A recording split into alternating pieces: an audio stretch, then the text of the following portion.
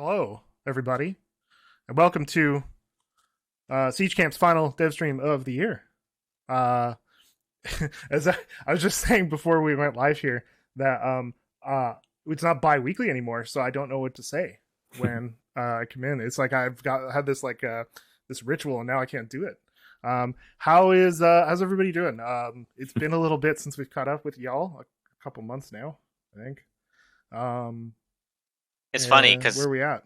I thought you were gonna say this is the final Siege Camp dev stream ever. Yeah, just Ever. drop after That's what I that. thought. It's Like- the final.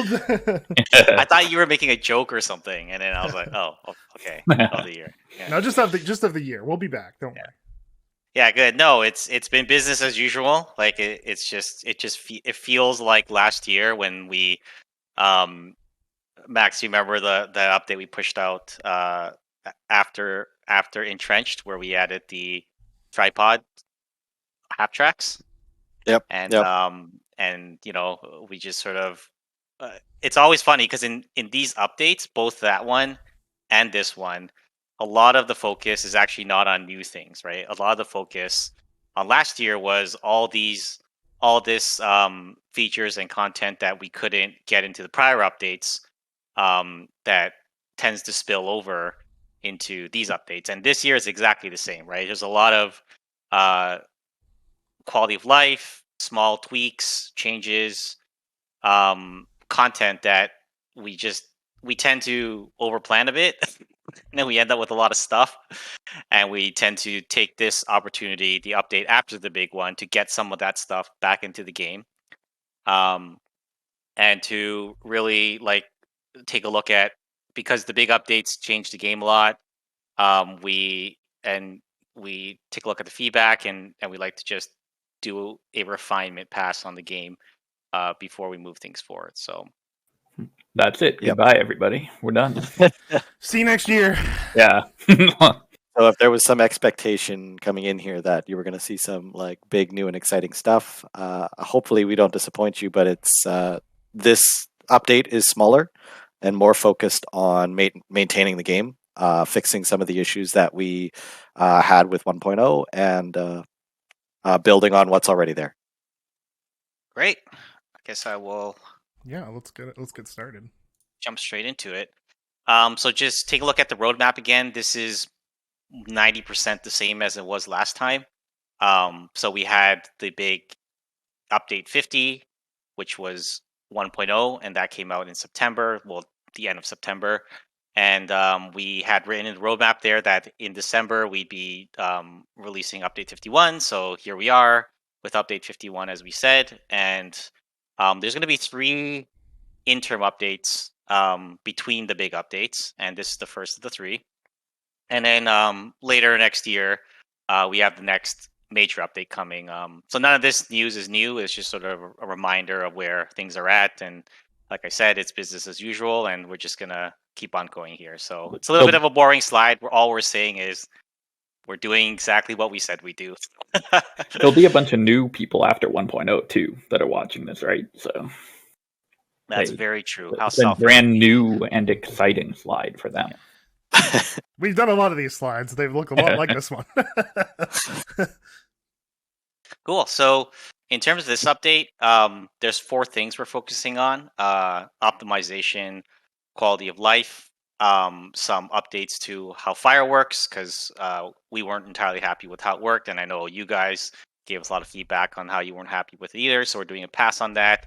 And the follow-on content, what that means is basically what I said earlier, which is content that was planned previously. Even some of this content was even before 1.0, like it was planned even further back, and we just had to pick an update to finally get that all in there so we can move on to new things, right? So that stuff is not new. It's not planned after 1.0. It's just really been sitting in the wings. Don't oversell it, Mark. Don't oversell it. So jumping into that first category there with optimizations. So with 1.0, the game has gotten bigger, and when 1.0 launched, we had the most players ever, and our servers are under the most load that they've ever been under, and that caused us to want to go back around now and do some optimizations, right? So try to improve things across the board. So there's a couple things we have done. One is that vehicle movement, which includes like tanks, um, trucks, trains, and the turret on the vehicles. We've done a past optimization to make that more smooth when the server is under heavy load.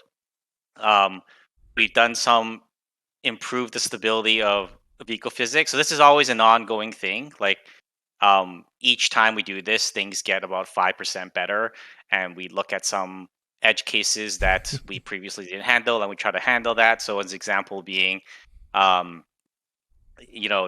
were some issues that we found when, for example, vehicles on top of barges, right? Sometimes they would move or behave in a strange way, and that's an area that we looked at. But it's always funny because every time we talk about this, right after someone finds a bug, and then they'll post, "Look, vehicle physics improvements," right?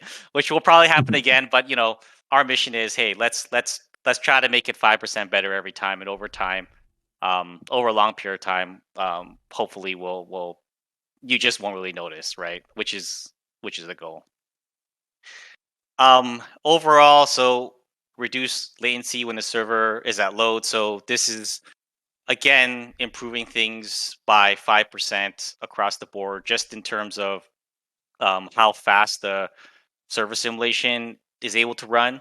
So what we do here when we do an optimization pass is that we run a profile on the server code, and we have a test program internally that we run that spawns thousands of actors into the scene and simulates hundreds of players in that test, and then we analyze which part of the code base is taking up the most amount of time, and then we try to reduce that. We look at the highest items, and we see if there's anything we can change in the code to reduce how much time those parts of the simulation take. So we took a couple of weeks to take a look at this and just to do another pass on that. So this is another one of those 5% things.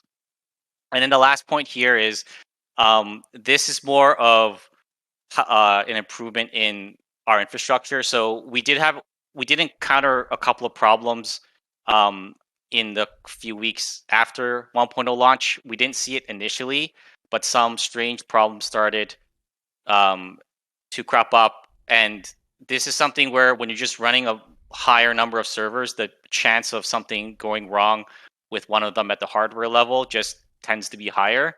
And we were stumped for a short while after 1.0 because there was two really distinct issues that we were seeing on specific servers. Players were dropping connections at a much higher rate than usual, and the other issue is they were experiencing these long pauses. And we spent a lot of time investigating our logs, investigating our server to see what was going wrong, because our first reaction was, well, there must be a bug that we introduced, right? Something we introduced in the code. But it turns out that there was an issue at the hardware level of our server host.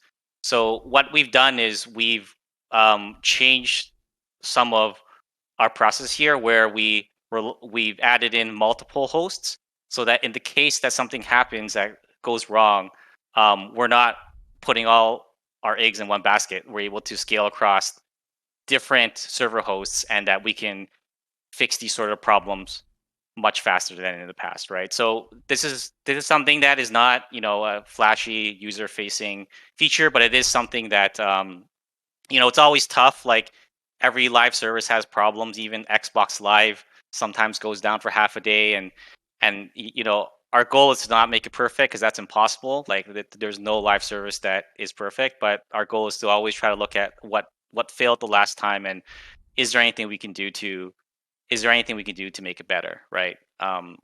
So this is an ongoing process, and hopefully we can continue to make things more optimized across the board. And here's just the video showing some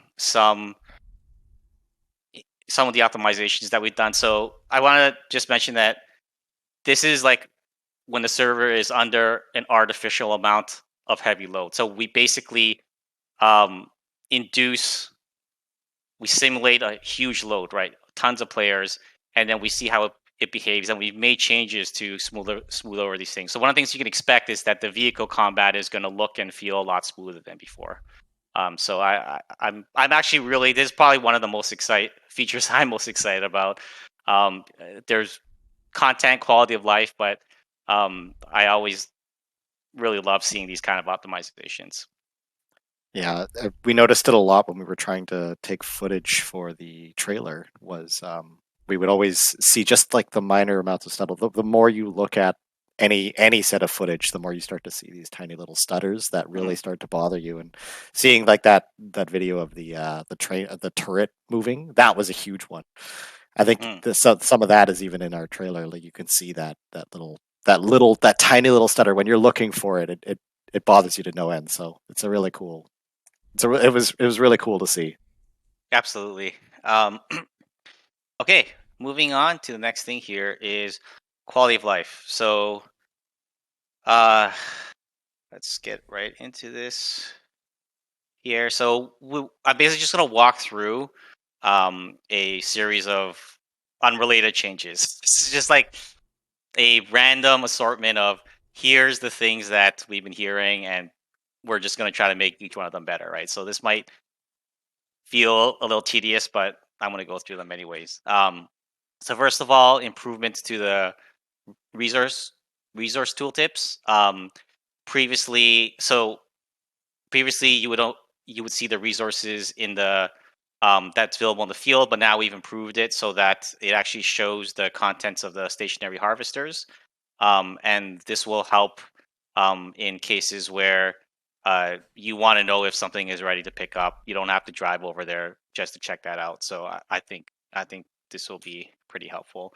Another thing, this is more of a new player thing, but we got a lot of feedback about how it's confusing, especially if you're new to the game. Like when you see an item, you don't know anything about it. It just says the name and there's a lore description. But we want to add in as much information as we can here to try to teach the new players, and hopefully by teaching new players, everyone will have an overall much better experience. So now we include where the item is produced, the faction it's produced by, and this is just any other equipment specific details now all show up in the tooltip.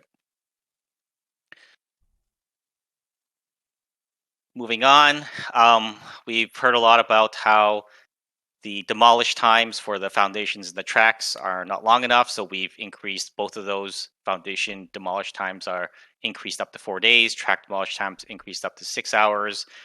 We tend to start conservative with these numbers because in the past we're always worried about, okay, can a certain piece of, in Foxhole it's a very unique game where we're working with lots of players, and there's always issues with griefing, or maybe not even griefing, maybe like accidentally doing something that might be bad. So we tend to be conservative with these numbers, but after hearing the feedback and seeing how people have been using this content, we've just decided to go ahead and increase those timers.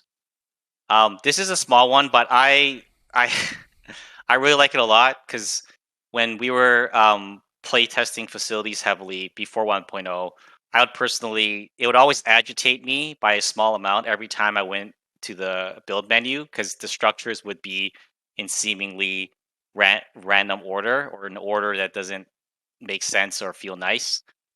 So we went ahead and added specific sorting to this so that related structures are placed together. All the pipes are together, the factories are together, and just this menu has been, just received that little bit of spit and polish there. This next one, reserve multiple actions. So this is to help players easily reserve facilities instead of having to walk up to every facility structure. Now players are able to hit a button, and any facility that is connected to a power network will be reserved. So this should feel consistent with how the connected bunker reservation mechanic works. If you've used that, you know how this works. We've taken what works there and have applied it over to the facilities. And this one here updates to the interact menu. So when you bring up the interact menu, previously, if you were standing among several facilities, it'd be difficult to know which one you're interacting with because it wouldn't tell you the specific upgraded version of that facility. But now it shows that in the menu, and hopefully that will again smooth things over by a small amount. This next one here is cool. I think people are gonna love this. I love it. If you're not part of our artillery crew, you're gonna love it. Basically, you don't have to open up the UI anymore to remove items off of the pallets. You can just hit V and it skips the UI, and you can grab the item right off there, and then off you go. So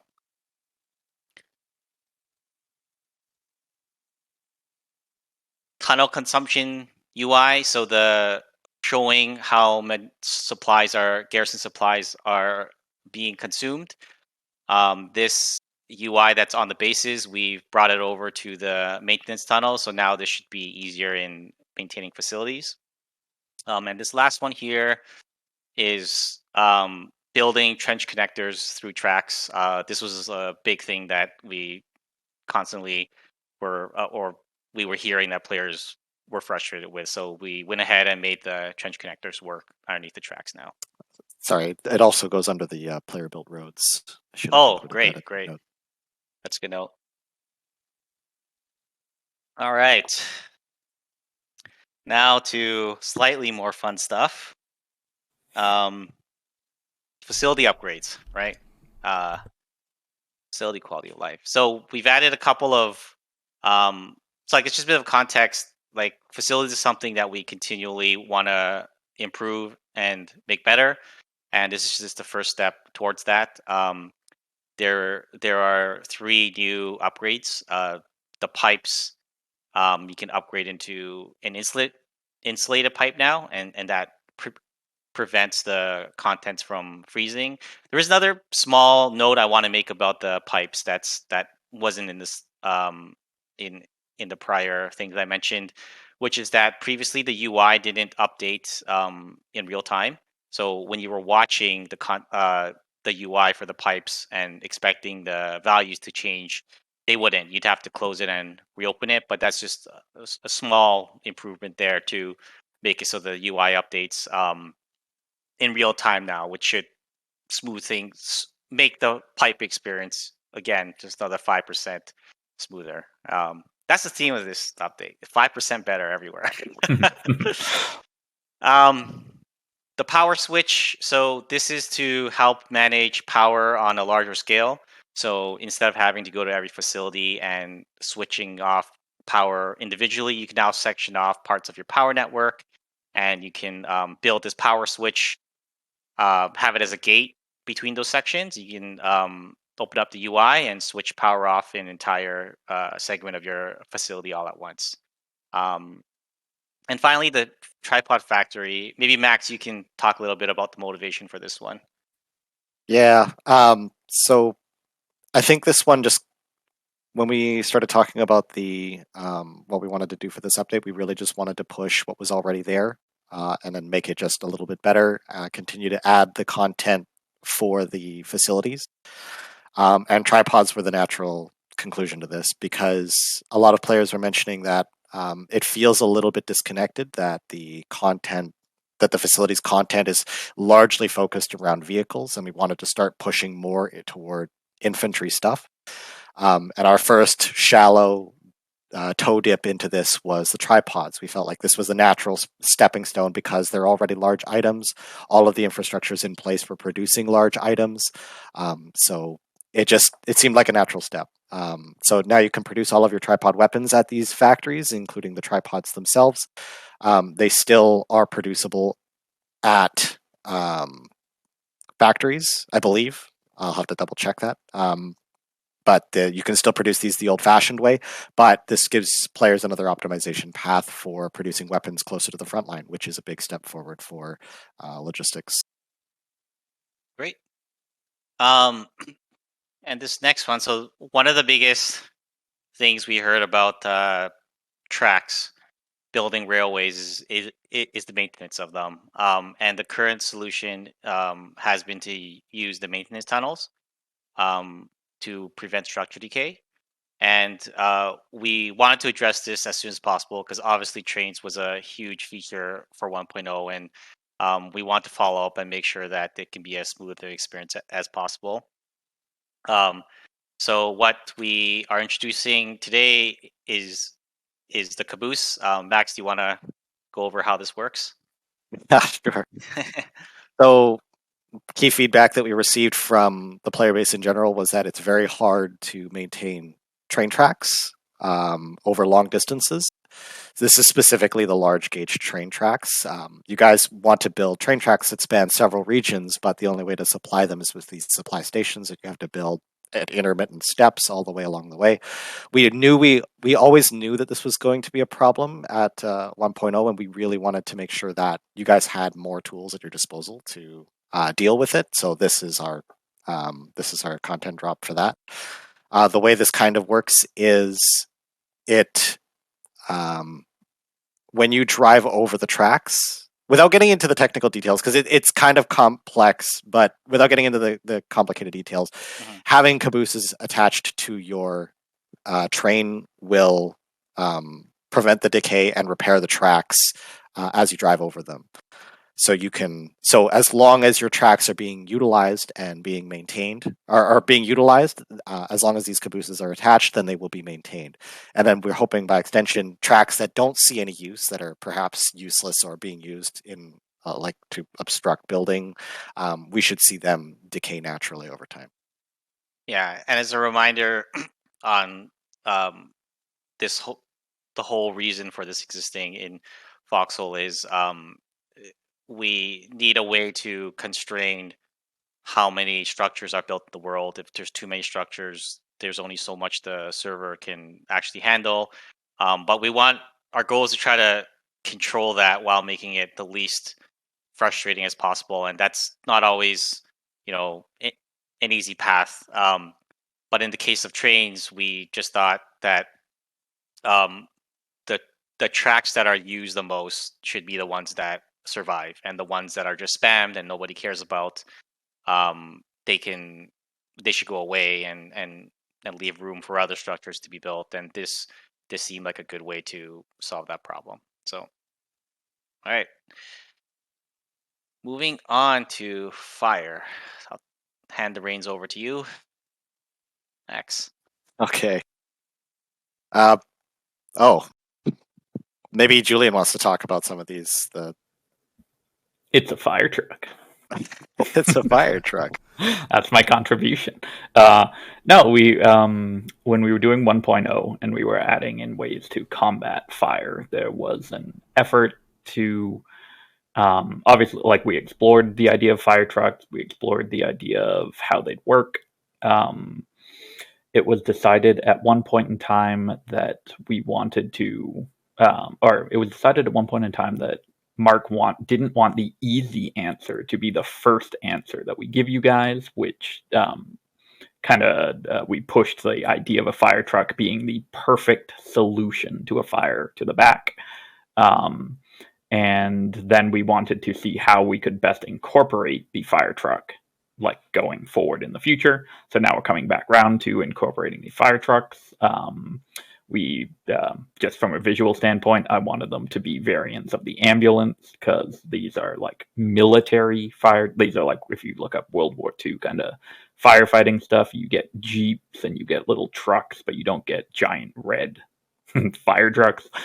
So we got both the Warden and Colonial variants, and they basically function fairly similar to a half track. There's a gunner on the back, but fireman, I guess, on the back, using the cannon, and I believe we have video of that. I will further down. Yeah. Yeah, and functionally, like, playing with it feels like the flamethrower, which is kind of ironic. Yeah. It has a very silly code name and engine too. But yep, it's fairly straightforward. You fight fires with it. Right. Go back for a sec. Back to, they didn't get a very long, there you go. Just wanted to get a, in case anyone wanted to screen grab that, the longer shot of the Warden fire truck. We have one 3D modeler who did fireman training. He was a fireman, and he begged me to be the guy who got to model it. So Gabe got to do the modeling for the fire engine stuff. And he did a great job. Looks Yep. great.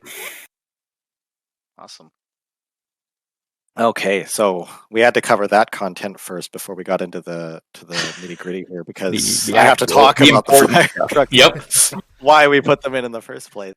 So we wanted to make a lot of changes to fire based on key feedback. There was, as I'm sure many of you guys who were around for the launch of 1.0, fire went wildly out of control near the start. And we wanted to make sure that we addressed that feedback for this update. So we focused primarily not on content, despite the fire trucks, but instead focusing more on the back end technical stuff with how fire works, how it's propagated. And then from there, once we have all of that working, we're going to give this to you guys. And then from there, hopefully we can build on fire and get into more interesting changes to it. But for now, I wanted to go over with you guys, very similar to how we, maybe last year, we went over the very specific mechanics of tank armor and explained to you guys how it worked, at least briefly, so that you guys have a better understanding of what you're testing for when you go to Dev Branch. So I broke this up, and I'm going to be explaining a little bit of what already was there, as well as what's sort of changed. But I'm not going to be able to cover fire in its entirety the same way I did with the tank armor, because it's just too much and it's sort of convoluted and complex.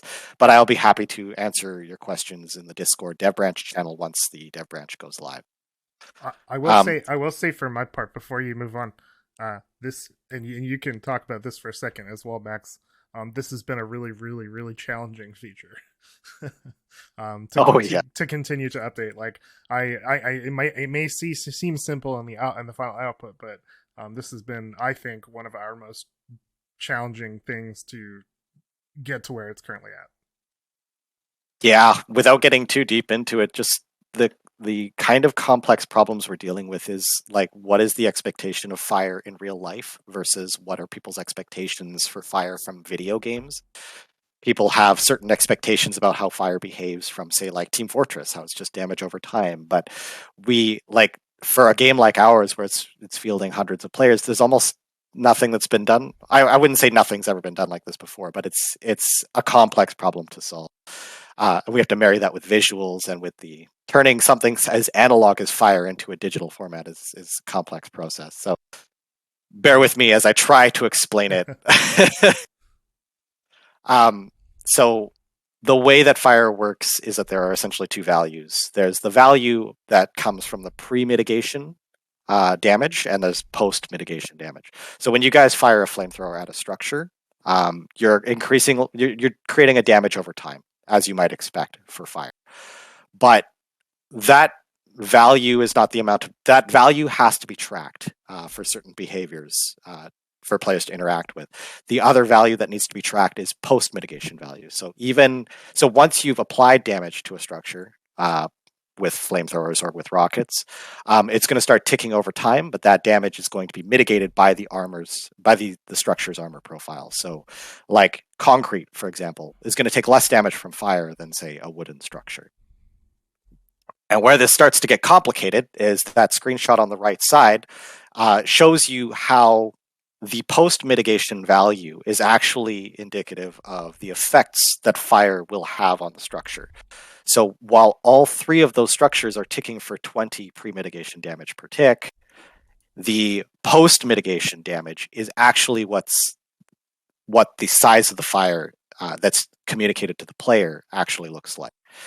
And it does more than just communicate the size of the fire. So that post-mitigation value is also going to impact the effects the fire has. The larger the fire you see, the more damage you're expecting that fire to do.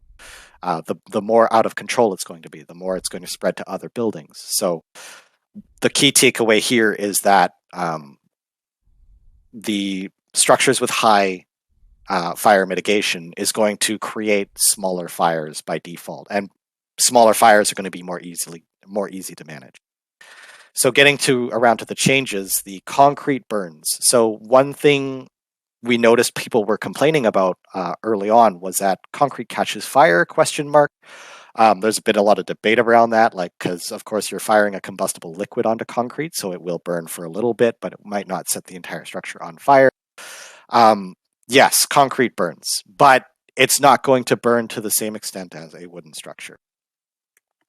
So what we noticed, the reason why players were drawn to this, in actual, the way that was set up for 1.0, it actually didn't, it was exactly like this, where the fires on concrete structures were much harder to get. But what wasn't working for us was that players were lighting concrete structures on fire, which made it impossible to repair. And it seemed really hard to put that fire out, just as hard as it was to put out any other fire. So we fixed that. So now when you see a small fire on a concrete structure, it should be much easier to extinguish it, as you would expect a small fire to be. And for that, we had to reverse the flow of the extinguishing effect through the armor profile. So when concrete mitigates fire damage, it needs to also boost water damage against it, so that we maintain that illusion that the small fires are easier to put out. We changed the way that fires burn down structures, so the bigger the fire you see, the faster it's going to burn down. And what that's going to do for concrete is that concrete is, because the fires are naturally smaller as a result of the armor mitigations, it's going to burn down a lot slower. So you're going to find a larger logarithmic curve for damaged structures. Tier 1 structures are just going to burn down like crazy. Concrete structures are barely going to burn down at all, if at all. And we also, this is sort of like a tangential point, but the flame sizes have been spread out a bit more. So there's more steps in between a small fire and a very large fire, so that you might be able to get just a little bit more from that, a little bit more visual feedback from that. Yeah, I think that was the one that I also found when I was playing a little bit jarring. It was difficult. There was almost this on-off switch without very much granularity in between in terms of the way the flames look. So I'm really glad to see that in there. Let's move to the next slide. Cool. Yep. We're not done yet with fire. Yeah, but fortunately, it's actually 2 more slides. So fortunately, we're past all the technical stuff. That's as much of the technical stuff as I wanted to share with you guys. If you do want more information about that, I will talk more about that in the Dev Branch channel. But that's probably enough for you guys to digest. And if you understood that, you'll understand everything else for fire. It's pretty much the core of the way the whole system works. What if they, like me, and they didn't understand any of it? That's tough. Okay, so key feedback: flamethrowers feel weak, and key feedback: rockets are too strong. So we wanted to start buffing flamethrowers, and we wanted to nerf rockets, because in terms of risk versus reward, rockets are way less risky, and flamethrowers were way too risky, and it didn't feel right that the flamethrowers were so much worse than the rockets. So we reduced the amount of random chance that costs that it uses to start a fire. So when we really dug into why flamethrowers feel weak, we noticed that a lot of the times when we were trying to light structures on fire, it felt like we were sitting there for 10 seconds, and it was like, this seems strange. I wonder if it's broken, and then suddenly it catches fire. But other times it's like we'd spray a little bit on, and then it would just immediately catch fire. So we wanted to reduce the RNG on that. But in order to keep in line with rockets are too strong, flamethrowers are too weak, we decided to create a system that rewards consistent sources of heat. So you can start a fire very easily with a flamethrower now, because you can apply the heat directly to the structure you want to ignite. Rockets can also benefit this by doing a large barrage. So if you're just firing one rocket at a time, you're not getting that consistent source of heat, and it's going to cause, and you're not going to get these increased chances to ignite the structure. But if you group them together into a large volley, you're more likely to benefit from the reduced RNG. Sounds good. And the follow-up point to that is that the single large infernos are going to be better than many small fires. So because of what we talked about in the previous slide, you want to get to a large fire because larger fires burn quicker. So if you just got a lot of small fires, they're going to do a low amount of damage and they're going to be fairly easy to put out. But if you get one large fire, it's going to be much harder to put out. So you want to get to big fires quicker to make it to make the damage more irreversible. So benefit to flamethrowers there. We increased the range of flamethrowers. Another key feedback from flamethrowers was that they're supposed to be like the standoff weapon, keep infantry from rushing your tank. But we felt like with the given ranges, it wasn't enough to really keep infantry back. You wouldn't get enough time to gun them down before they all got to you. So we tried increasing the range a bit. I want to emphasize a small amount because we have limitations on this before it starts to feel comical and the effects start to break. So it's about a 15% range increase across the board, with a greater emphasis on the heavy flamers. So this is the Destroyer Tank W and the heavy 1 bar. Okay, let's move on to the next slide. Next slide. Next slide.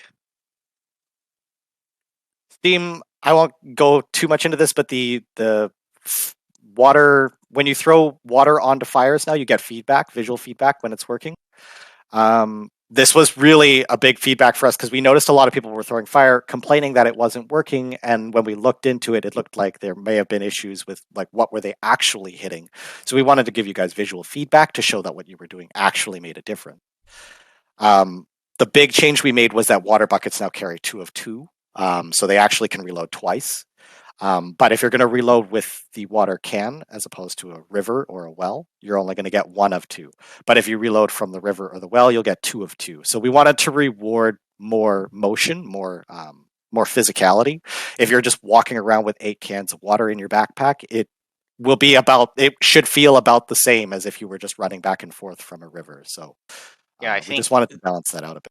this feedback, like this allowing water buckets to carry 2, was taken from feedback that we heard on that the act of walking back and forth was too much monotony without enough of a payback. So he said, let's just try to double the payoff, and that's how it works. So I want to point out that this effect here, I encourage everyone to try it out in a dev branch because I think it's a huge improvement in terms of knowing that you've done something. When you throw the water bucket at the structure, a huge cloud of steam rises up from the impact point or from the structure, and I think it feels a lot better now. So I want to mention, just because I said before with the fire trucks, this has to do with the idea that when we were initially talking about fire trucks at 1.0, Mark had said he doesn't want the perfect solution to fire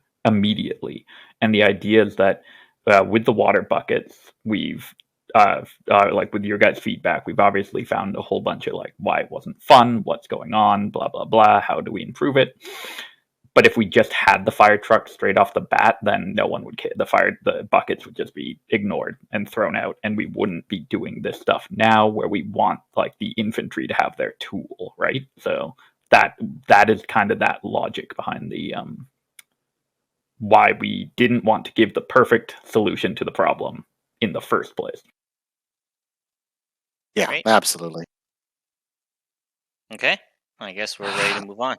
Yeah, the last big point there is that the map intel shows the burning structures now under attack. I know that was a big ask for a lot of people that burning structures don't report it. So, but yeah, you can read those bullet points on your own time. Great. All right.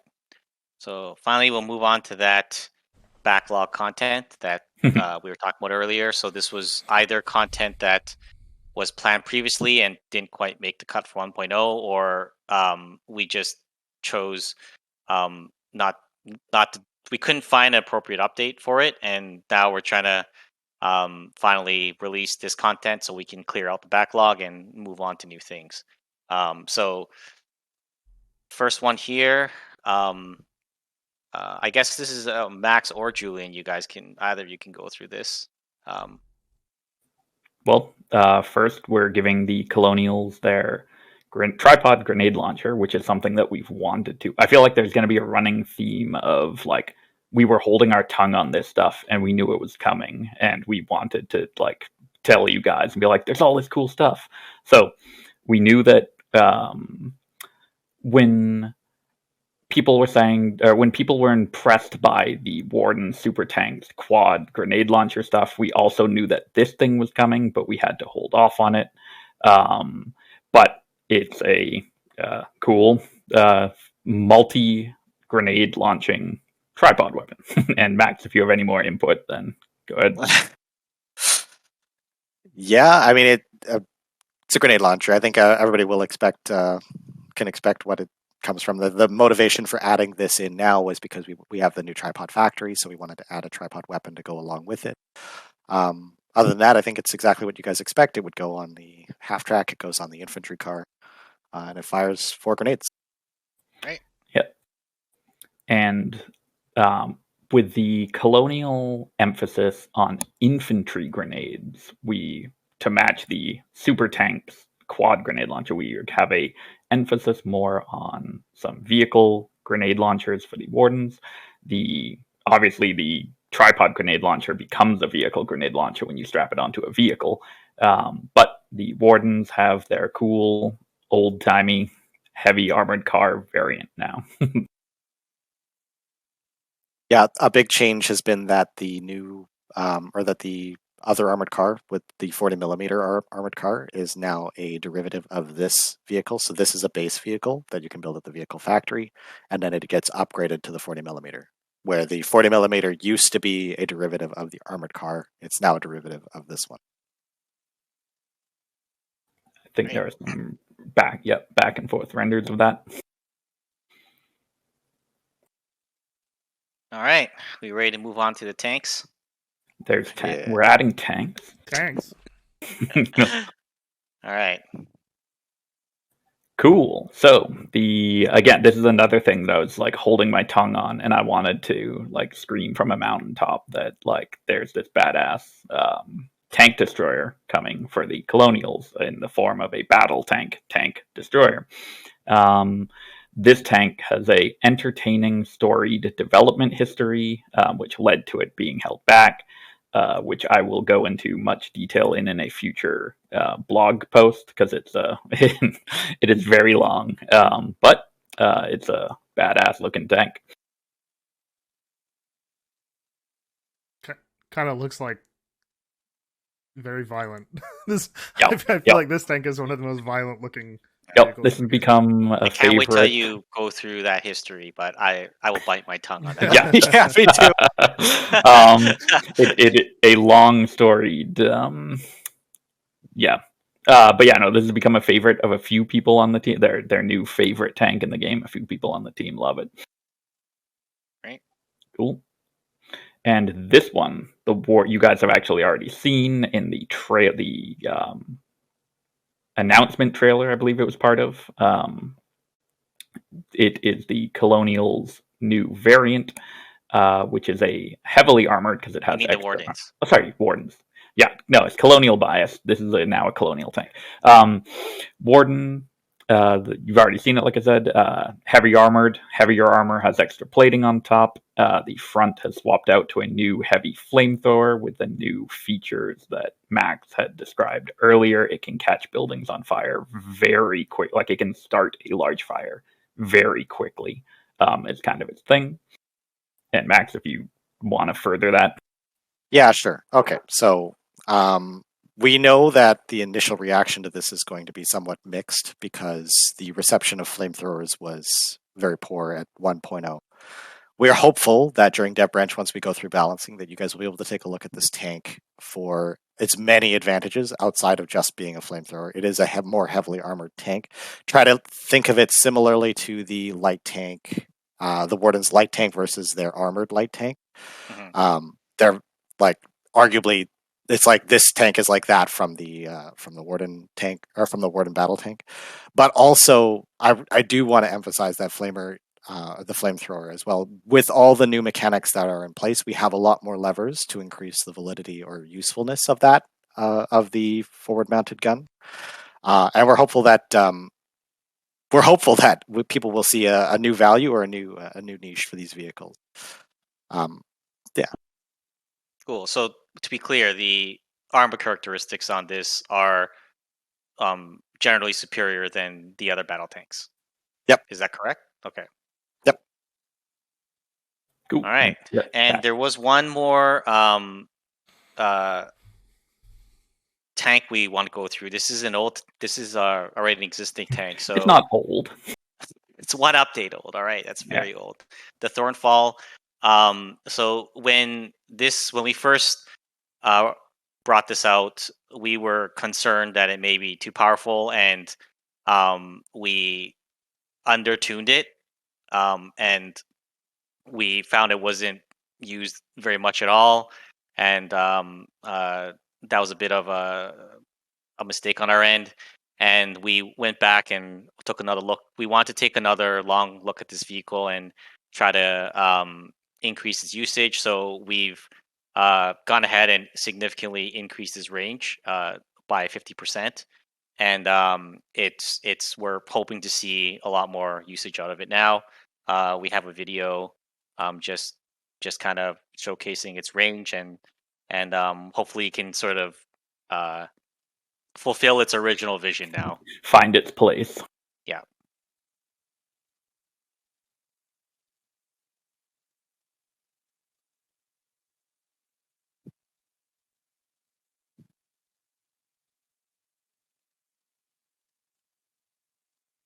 Very cool. Yeah, cool. Right. And that covers all the big flashy stuff. Now we have more. And smaller. now here's just some miscellaneous changes. Max, if you don't mind going through some of these. Yep, the Fiddler machine gun was redone.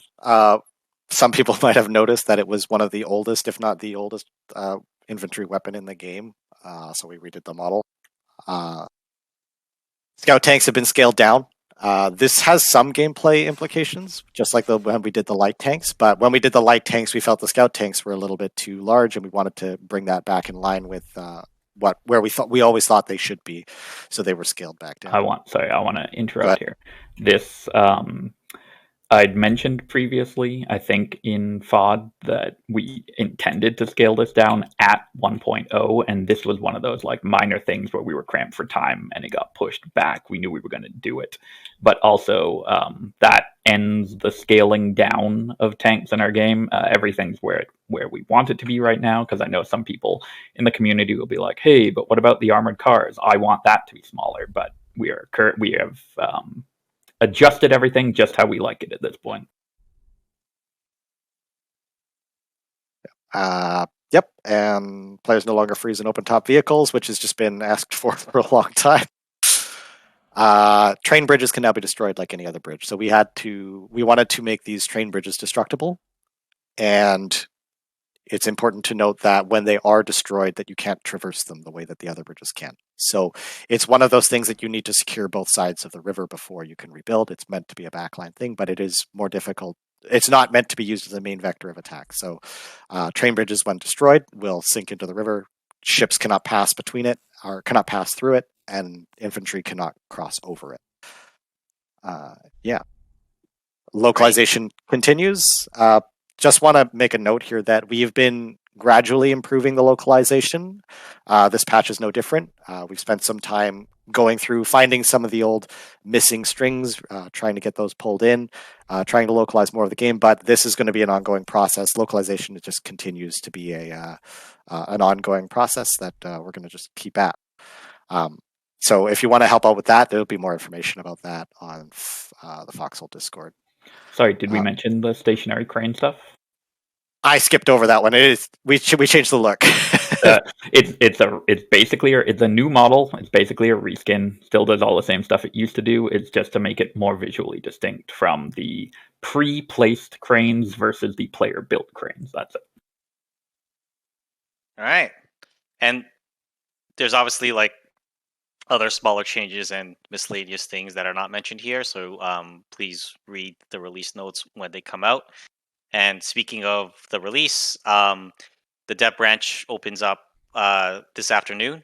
So hopefully not too long after this stream ends, you'll be able to go to the dev branch and check things out yourself. One thing to mention is to definitely test all the fire changes out and to give us your feedback on that. Fire is one of those things that we spent an enormous amount of time internally testing that this time, but it's such a complex feature that it definitely could use testing at a larger scale. So please take a look at Fire, take a look at all the content. If you have any feedback on game balance or anything else, please leave it for us. And we will be rolling out the pre-patch for this update on Monday. Current shard wars will end through victory point reduction as we've done in the past. And full release and war start will be on December 13th. So look forward to that. And now that's Foxhole stuff's over, there is something else to talk about. So for those of you that have been with us for some time over the last couple of years, you know that Siege Camp has a separate team working on another project.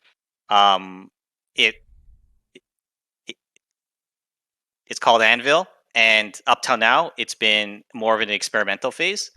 But now the Anvil team's ready to bring it into the next phase of development, and I will hand it over to Alkas from the Anvil team to talk more about this.